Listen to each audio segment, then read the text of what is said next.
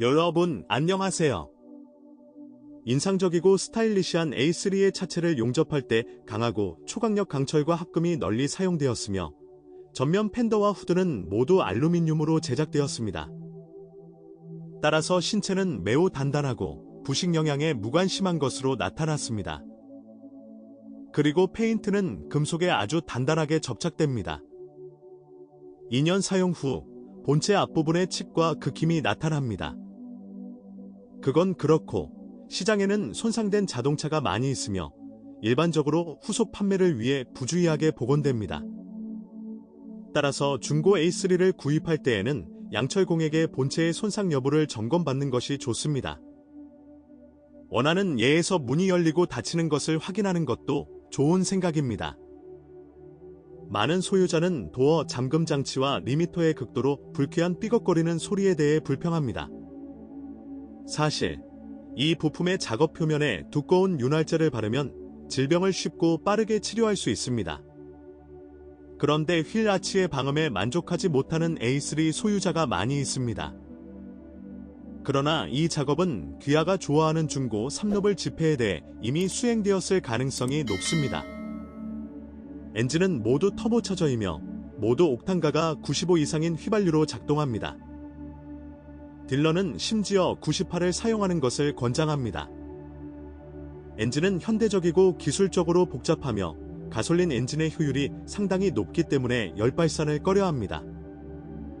객실을 쾌적한 온도로 빠르게 예열하기 위해 많은 소유자는 예열기를 설치합니다.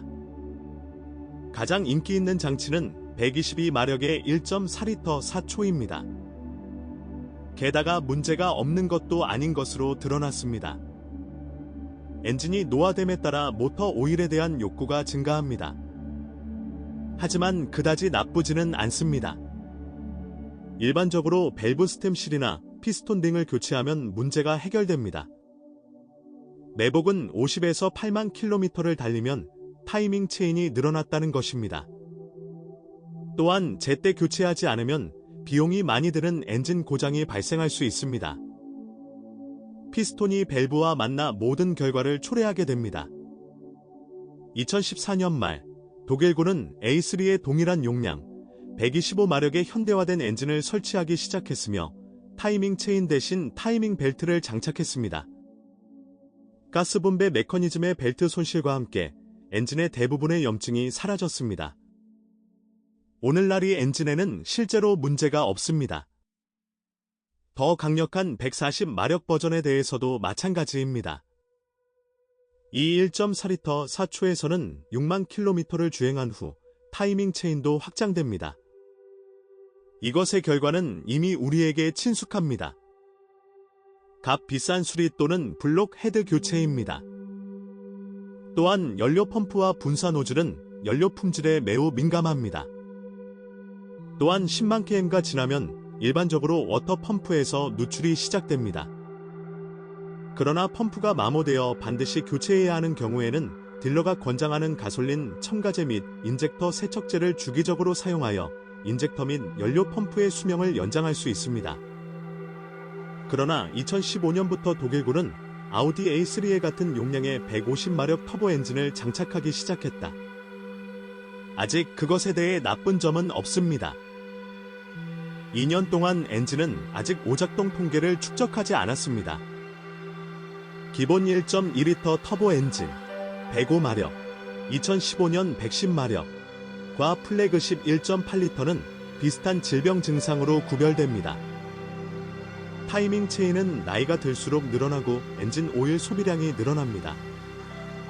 사실 2014년부터 독일인들은 버그를 해결하기 위해 노력했고 엔진의 내구성이 더욱 향상되었으며 오일 식욕이 눈에 띄게 감소했습니다.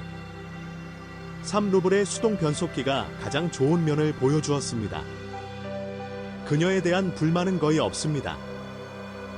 아마도 10만 킬로미터가 되면 오일실이 땀을 흘리기 시작하거나 스위칭 메커니즘이 느슨해질 수 있습니다.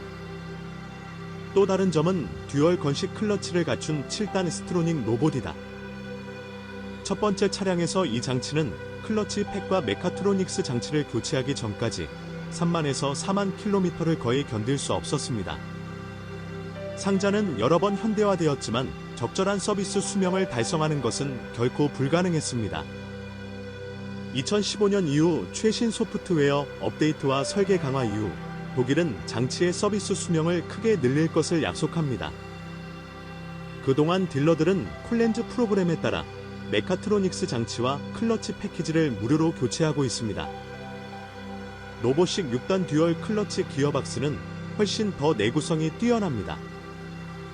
일반적으로 첫 번째 문제는 8만에서 12만 킬로미터에서 시작됩니다. A3의 180마력 수정에 대한 전륜 구동 변속기와 함께만 설치됩니다. 그건 그렇고 4X4 시스템에는 실질적으로 문제가 없습니다.